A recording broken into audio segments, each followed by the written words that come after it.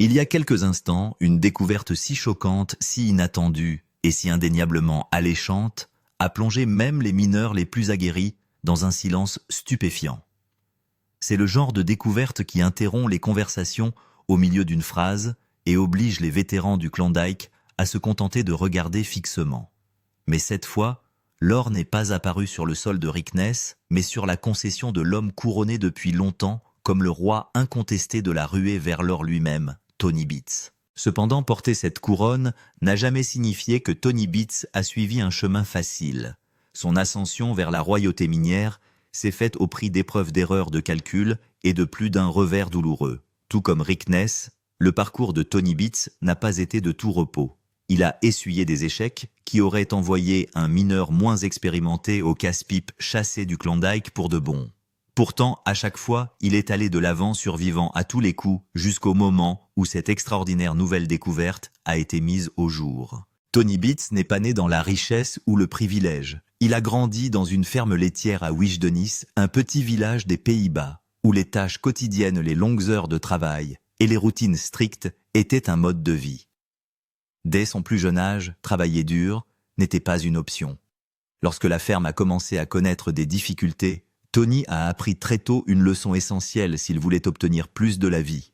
Il devait courir après les opportunités où qu'elles se trouvent. À l'âge de 7 ans, Tony Beats travaillait déjà à la ferme et à l'adolescence, il en dirigeait la majeure partie des activités quotidiennes. Cette discipline, cette exposition incessante aux responsabilités, a jeté les bases du mineur qu'il allait devenir. Après le déménagement de sa famille en Frise, Tony a emporté ses leçons avec lui.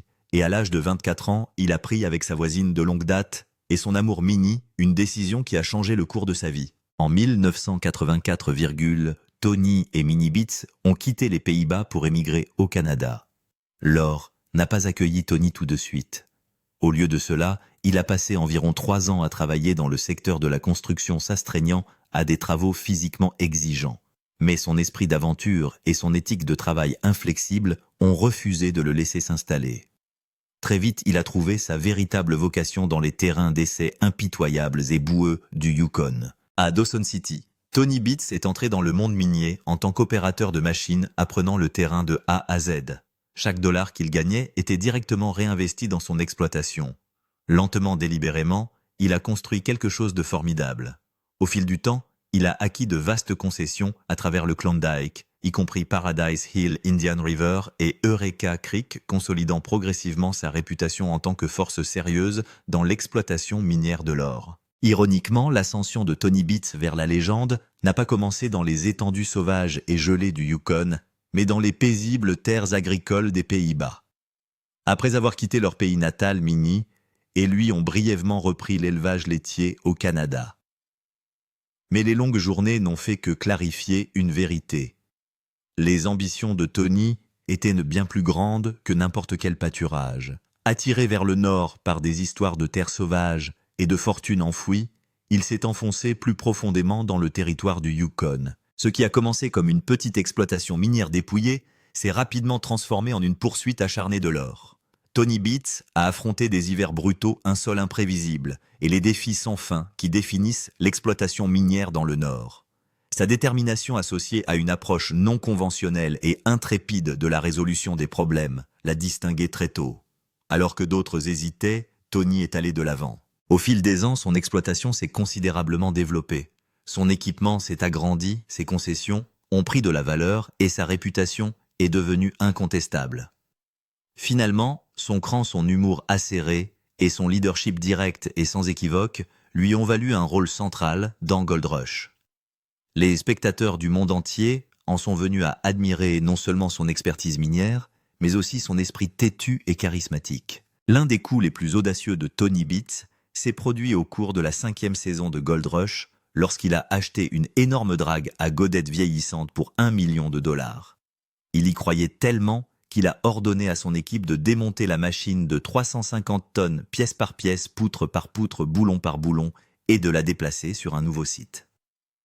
Une fois remontée, la drague a prouvé sa puissance, capable de traiter jusqu'à 2000 gallons d'eau par minute, tout en effectuant le travail d'un bulldozer, d'une excavatrice, d'une chargeuse et d'un camion de roche en même temps. Le narrateur de l'émission a déclaré que cette relique allait transformer l'empire minier de Tony. Chaque viking a besoin d'un bateau et celui-ci est la mine, a déclaré Tony Bates. Même si ce type de drague n'a pas été largement utilisé depuis les années 1980, son héritage est indéniable. Rien qu'au cours des années 1939, ces machines ont extrait 1 million d'onces d'or du Klondike, dont la valeur est estimée aujourd'hui à 1,8 milliard de dollars. Les téléspectateurs ont pu voir Tony Bates et son équipe entreprendre la tâche monumentale de déplacer la drague, un processus qui a duré 6 mois. La structure massive a été démontée et reconstruite à son nouveau domicile, exactement comme promis, poutre par poutre, boulon par boulon. Tony a ouvertement admis que de nombreuses personnes pensaient qu'il avait perdu la tête. Tout le monde disait que ce n'était pas possible. « Eh bien c'est là », a-t-il répondu. Une fois opérationnelle, la drague a immédiatement prouvé sa valeur, consommant 2000 gallons d'eau par minute. En 2016, Tony Bates a obtenu de vrais résultats, la drague produisant environ 7 millions de dollars d'or. Mais l'histoire de la machine ne s'est pas déroulée sans désastre. Dans les saisons précédentes, les fans ont assisté incrédules au naufrage de la drague à 2 reprises en l'espace de 6 semaines.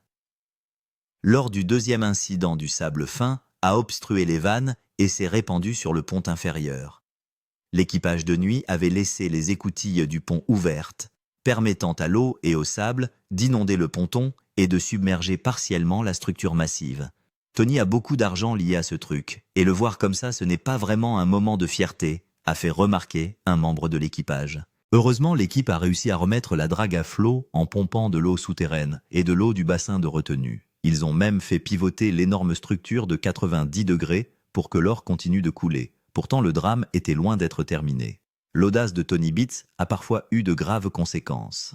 En avril 2017, Tony Bates comparaît devant la cour territoriale du Yukon à la suite d'un incident tristement célèbre au cours duquel de l'essence est versée dans l'étang de dragage et incendié. Dans l'émission Gold Rush, le narrateur décrit cet incident comme un baptême viking destiné à porter chance à la drague. En août, Tony et son entreprise sont condamnés à une amende de 30 et 1 000 dollars pour avoir enfreint la loi sur les eaux du Yukon. Tony Bates a déclaré aux journalistes « Puisque je suis le responsable, je suppose que j'aurais dû dire quelque chose et les arrêter. Je ne l'ai pas fait, alors maintenant je me retrouve au tribunal. Prenez l'amende. La prochaine fois, ne le faites pas. C'est juste une blague qui a mal tourné vraiment. » Pourtant, dans son esprit, les risques font partie du jeu. Il parle souvent d'investissement à haut risque et il a montré qu'il était prêt à parier gros si le gain était au rendez-vous. Pour comprendre l'ampleur de ce qui s'est passé, il faut comprendre Tony Bates lui-même. Cet homme a tout exploité, du gravier gelé aux anciens lits de rivière, des concessions abandonnées du Yukon, aux canaux profonds qui n'ont pas vu la lumière du jour depuis des milliers d'années. Son instinct est légendaire, presque mythique parmi les mineurs, mais rien dans sa longue carrière ne l'a préparé à ce qui se cachait sous sa propre maison. Il était loin de se douter qu'une énorme fortune s'était cachée sous sa propre maison. Qui aurait pu y penser? Pas vous, pas même les plus grands mineurs. Tout a commencé tranquillement. Pas de crise de production, pas de panne d'équipement, pas de tempête venant des montagnes. Une lecture étrange. Un scanner à pénétration de sol, utilisé pour cartographier une nouvelle canalisation d'eau près de la propriété de Tony Bates, a détecté une anomalie inhabituelle juste sous la maison de la famille Bates. Le technicien confus a recommencé le scan. Même lecture forte, dense et métallique. Il s'agit probablement d'une vieille pipe, a d'abord dit Tony Bates avec un demi-sourire, mais le technicien a secoué la tête. Aucune pipe n'a une lecture aussi profonde ou aussi lourde. Cette déclaration a certainement attiré l'attention de Tony Bates.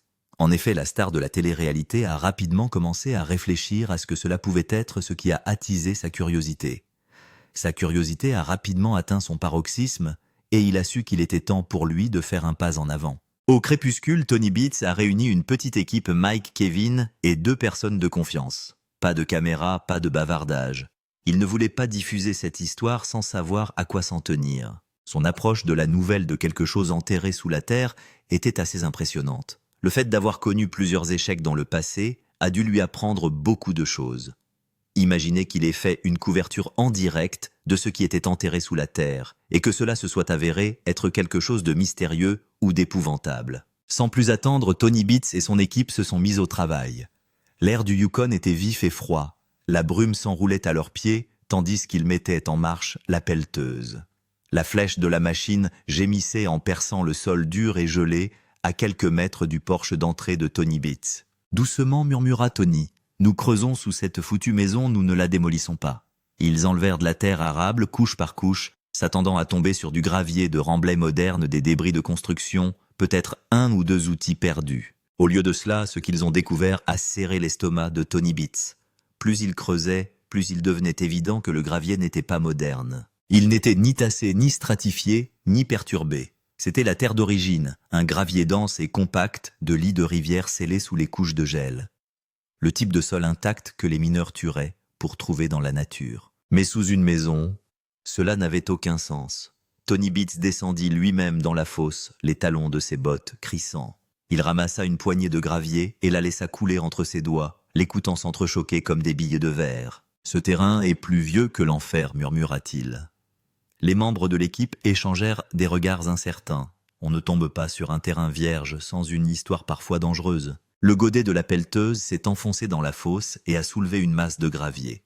Les projecteurs ont capté quelque chose de brillant l'espace d'un instant. « Attendez, aboya Tony Beats !» L'équipage se figea. Tony Beats s'agenouilla, balayant le gravier de sa main gantée. Là, niché dans la terre sous sa propre maison où il vivait depuis des années, se trouvait quelque chose d'appétissant. Une découverte tellement choquante et incroyable.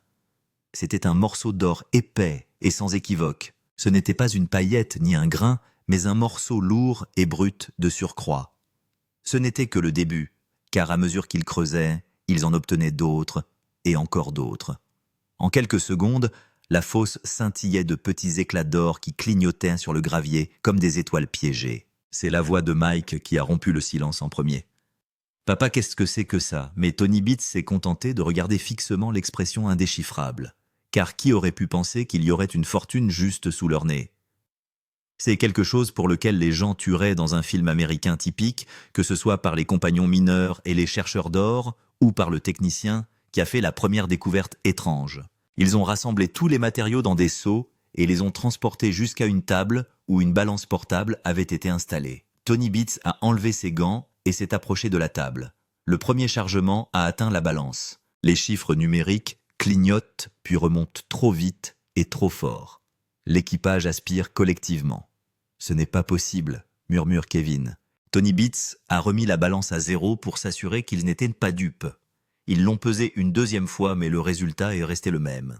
Ce qu'ils avaient tiré d'un simple test de fouille, à peine une fraction de ce qui se trouvait sous la maison, était plus riche que des séries de plusieurs jours sur certaines des meilleures coupes de Tony. C'était le genre de densité d'or dont les mineurs ne parlaient que dans les légendes de feu de camp. Les théories, fusées de cachettes des anciens poches naturelles, galeries effondrées, chenals perdus. Mais Tony Beats n'était pas convaincu. Le gravier était trop riche, trop concentré. Ce n'était pas de la poudre, disait-il à voix basse. Sa maison avait été construite sans le savoir sur une partie oubliée du canal aurifère qui avait alimenté le premier boom du Klondike. Un canal scellé par le pergélisol et manqué par toutes les générations de mineurs depuis lors jusqu'à aujourd'hui. Pendant 1 minute entière, personne ne parla. La nuit du Yukon était silencieuse, à l'exception du bourdonnement des projecteurs et du cri lointain d'un loup solitaire sur la crête. Le regard de Tony Beats est resté fixé sur le tas d'or brut, ancien et intact. Il s'est murmuré presque à lui-même toutes ces années, et c'était juste sous mes pieds. Imaginez combien la vie aurait été plus facile pour lui et sa famille s'il l'avait découvert plus tôt. Peut-être que les échecs qu'il a connus dans le passé n'auraient jamais fait surface puisqu'il aurait été assez riche pour subvenir aux besoins de sa famille sans avoir à dépenser trop d'argent durement gagné. La nouvelle finirait par atteindre le monde minier, mais pas encore. Pour l'instant, Tony Beats se tenait seul dans le froid, regardant dans la fosse qui avait réécrit sa propre histoire. Ce n'était pas seulement de l'or, c'était le destin. C'était un secret que la terre avait gardé jusqu'à ce que les bonnes mains se manifestent. Ce qu'ils ont découvert sous la maison de Tony Beats n'était pas seulement choquant, c'était aussi le plus riche rebondissement de l'histoire de la ruée vers l'or. Le propre des chercheurs d'or, c'est qu'ils ne semblent jamais se lasser de chercher de l'or et encore de l'or. Malgré leurs poches bien remplies, ils continuent de travailler dur à la recherche d'une fortune qui changera leur vie. Et Tony Beats n'a pas déçu les attentes. Après avoir découvert une telle quantité d'or juste sous ses pieds, le roi refuse de s'arrêter. On aurait pu penser que Tony Beats se reposerait au moins un peu du choc de la découverte, mais il n'était manifestement pas du genre à le faire. Le Klondike avait connu des miracles, des désastres et des fortunes faites de boue, mais cette saison semblait différente. Le sol portait une étrange tension, comme si la terre elle-même savait que deux mineurs s'apprêtaient à la pousser plus fort que jamais. D'un côté de la vallée, Tony Beats regarde fixement une plaque de sol gelée qui aurait dû marquer la fin de sa saison. La plupart des mineurs auraient jeté l'éponge. Coupe gelée, pas d'écoulement d'eau, une horloge qui tourne. Mais Tony Beats n'était pas comme la plupart des mineurs. Tout a commencé avec un nouveau clip de Gold Rush Season, 15, épisode 1, diffusé sur la chaîne YouTube de Discovery Australia, le 27, 2025, Le film s'ouvre sur Tony Beats, qui repart au Klondike, déterminé à changer de saison. Le film le suit alors qu'il revient du champ avec un butin étonnant, plus de 750 000 $ d'or. Le succès de Tony Beats n'est pas dû à la chance. Des mois plus tôt, il avait délibérément inondé une parcelle de terre et l'avait laissée geler. Sa théorie était risquée mais simple. S'il créait une couche de glace suffisamment épaisse au-dessus du sol, la terre en dessous resterait dégelée. Lorsqu'il a tranché la croûte de glace de 2 pieds, son pari s'est avéré payant. Le sol en dessous était parfait pour l'extraction. Il a imaginé quelque chose d'audacieux, presque absurde. Si le sol était instable lorsqu'il était à moitié gelé, que se passerait-il s'il était complètement gelé? Ainsi, avec la confiance d'un homme qui a dompté des machines et des montagnes. Tony Beats a inondé la coupe, la transformant en une solide dalle de glace. C'était un pari fondé sur des décennies d'expérience et une compréhension de la Terre que peu de gens peuvent revendiquer. Les jours ont passé et la glace a tenu bon. Et lors du premier nettoyage, l'or n'a pas seulement brillé, il a flambé. Une semaine de travail acharné plus tard, Tony a réuni la famille pour peser les résultats. Le décompte l'a stupéfié lui-même, 312 onces d'or. Une semaine, un record personnel et la preuve que la vision de Tony Beats est toujours aussi tranchante que le froid du Yukon pulvérisant ses précédents records et dépassant de loin l'objectif de la semaine. Le clip passe ensuite au camp de Parker Schnabel, où l'ambiance est très différente. Son pari ambitieux sur une longue bande de terre du Klondike s'est retourné contre lui. Après une semaine de travail, l'équipe de Parker n'a pu extraire que 5,6 onces, soit une valeur d'à peine 400 000 $. C'est un début désastreux pour quelqu'un qui avait besoin de plus de 430 onces par semaine pour atteindre son objectif pour la saison. Même Parker a admis qu'il s'agissait du pire nettoyage jamais réalisé. Avec l'affaiblissement de Parker, Tony Beats, connu dans la toundra comme le roi du Klondike, se retrouve sous les feux de la rampe. Et cette année, il a besoin d'une performance royale. La saison dernière l'avait laissé dans le rouge. Aucune entreprise ne peut fonctionner sans gagner de l'argent pendant quelques années, explique Tony Beats. L'année dernière, il s'est essentiellement endetté. Il n'avait pas fait beaucoup d'éclusages la saison précédente, et il était déterminé à se rattraper. Son objectif, 5000 onces. Les images reviennent sur les échecs de la saison dernière, la désorganisation, les problèmes mécaniques et les tensions au sein de la famille qui essayaient de l'aider à relever les défis. Pour Tony Beats, 2025 n'était pas seulement une question d'or. Il s'agissait d'un élan d'une rédemption et de l'unité de sa famille. En traversant les champs miniers dans son camion, il s'est juré d'ouvrir de nouvelles terres. Lors de la coupe de retour, il a révélé qu'il avait délibérément inondé la zone pour faciliter l'extraction du minerai. Le plan était simple, trouver de l'or rapidement et en grande quantité. À la fin de la semaine, Tony Beats est rentré chez lui pour l'heure de vérité. Sa fille Monica l'a taquiné lui demandant le mérite d'avoir nettoyé tout l'or. Le narrateur a expliqué que Tony Beats avait travaillé sur l'Indian River pendant une semaine entière et sur le Shaker Deck pendant 2 jours. Monica a versé le tas d'or étincelant dans la balance. Les chiffres ont grimpé à 312 onces, exactement. Le prix de l'or atteignant les 2500 l'once, le narrateur a confirmé que le butin valait plus de 3/4 million de $.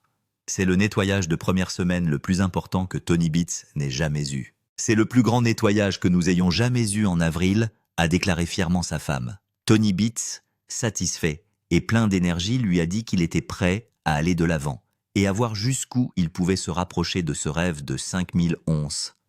Mais la vie au Yukon n'est jamais exempte de complications. Malgré l'élan que Tony Beats avait pris tout au long de la saison, des problèmes sont apparus lors de l'épisode du 14 de novembre. Alors qu'il surveillait son terrain le long de l'Indian River, Tony Beats a remarqué qu'une vague de hautes eaux inondait sa concession. Un ponceau bouché avait transformé la zone en un chaos boueux qui nécessitait une attention immédiate. Regardez ce remue-ménage, marmonne-t-il en traversant la pagaille et en appelant son cousin Mike pour qu'il évalue la situation. Le rapport de Mike est sans appel. L'eau se déverse dans la tranchée des lève-tôt bien plus vite que prévu. Pour Tony Beats, un homme qui connaît le prix de chaque minute perdue la menace, était clair. Il ne s'agissait pas d'une simple nuisance, mais d'un problème qui pouvait tout arrêter. Sans hésiter, il ordonne à l'équipe de fermer l'installation de lavage de sluice à Lot, une décision qu'il déteste absolument prendre. Avec la montée en flèche des prix de l'or, chaque minute d'arrêt entraîne une perte d'argent rapide et Tony exprime clairement sa frustration.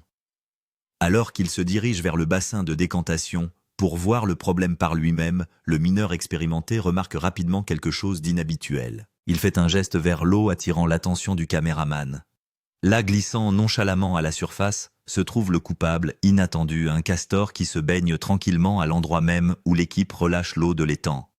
Tony Beats fait immédiatement le rapprochement. Pendant la nuit, le castor a probablement rempli le ponceau de bâtons, bloquant ainsi l'écoulement de l'eau. Le drainage étant obstrué, le premier bassin de décantation a débordé, se déversant directement dans la coupe des lève-tôt.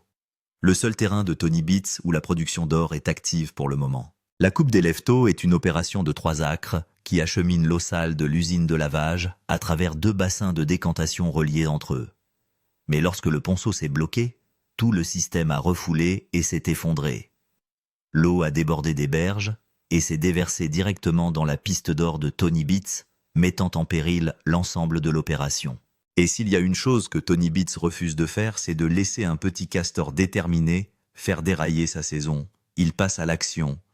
Il appelle par radio son cousin Mike qui arrive rapidement avec une pelleteuse pour débloquer la situation. L'intensité de Tony Beats augmente au fur et à mesure que la situation évolue, car il sait très bien à quel point cette coupe est importante. Il ne s'agit pas d'un simple contretemps, mais du cœur de sa saison, de sa principale source de revenus, et l'exploitation ne peut pas se permettre de fermer ses portes. En une saison, 2 hommes très différents ont mis au jour 2 triomphes très différents.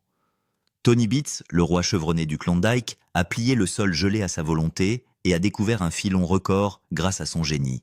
Tony Beats a fait le tour du bloc, s'occupe de concessions importantes et a un pouvoir de star dans l'émission qui correspond à sa puissance minière. En tant que roi du Klondike, il n'est pas surprenant que sa valeur nette soit estimée à environ 15 millions de dollars. Il n'est pas étonnant qu'il soit le roi du Klondike pour une bonne raison. Avec des décennies d'expérience dans le secteur, une grande exploitation et une personnalité unique, il n'est pas surprenant qu'il soit le plus riche de ce groupe.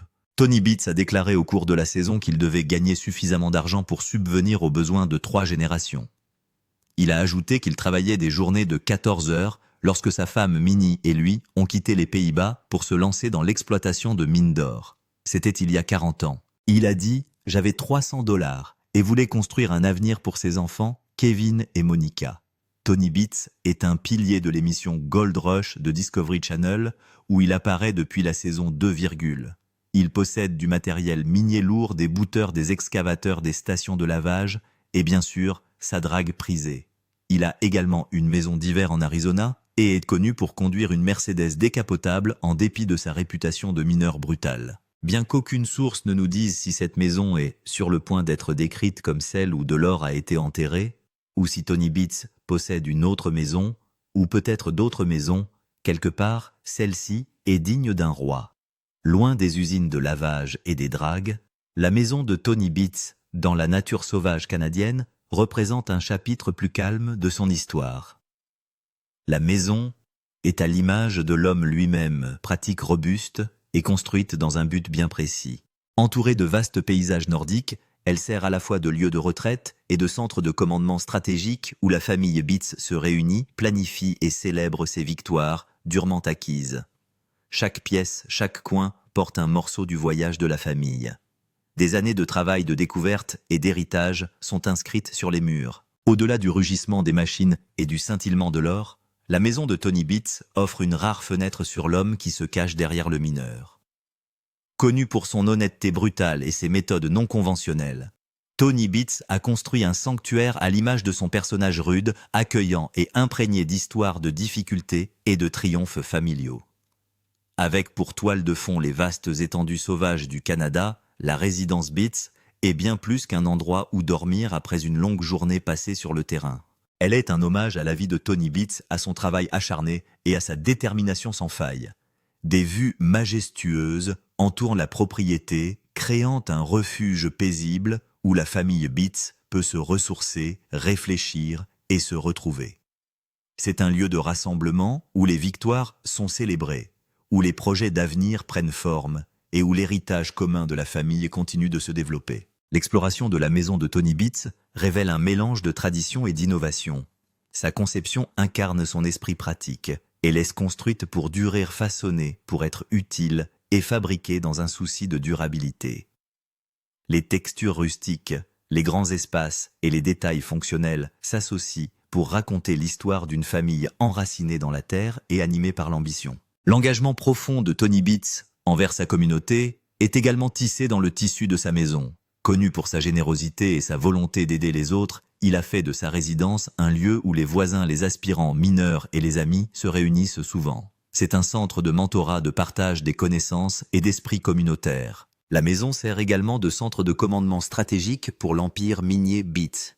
À l'intérieur, un bureau dédié bourdonne d'activités de planification logistique, de discussions sur l'équipement de prévision financière et de décisions quotidiennes qui permettent de faire avancer les opérations.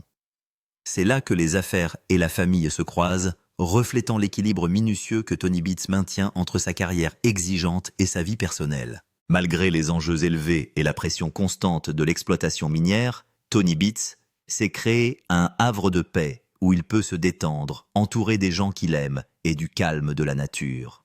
Sa maison est plus qu'une structure, c'est un témoignage vivant de la résilience de la famille et de la poursuite incessante de l'or. Tony Beets est connu pour son franc-parler, sa brutalité et sa loyauté farouche. Son personnage à l'écran est légendaire. Il jure tellement qu'une grande partie de ses dialogues sont masqués, ce qui lui a valu le surnom de Tony Pipe. Il considère sa concession minière comme un royaume et a bâti un empire à force de courage, de stratégie et de prise de risque. Pour lui, l'exploitation minière n'est pas seulement un travail, c'est la vie. De ses débuts, comme trayeur de vaches aux Pays-Bas, à l'attraction de l'une des dragues les plus emblématiques de l'exploitation. Aurifère moderne, l'histoire de Tony Beets est celle d'une transformation d'un risque et d'un héritage. Il ne se contente pas d'extraire de l'or, il construit quelque chose qui pourrait durer bien au-delà de son époque. La question est maintenant de savoir si, compte tenu de son âge, le jour viendra où il atteindra son rêve de 5000 onces. Faites-nous part de vos réflexions dans les commentaires. N'oubliez pas d'appuyer sur le bouton « J'aime » et de vous abonner.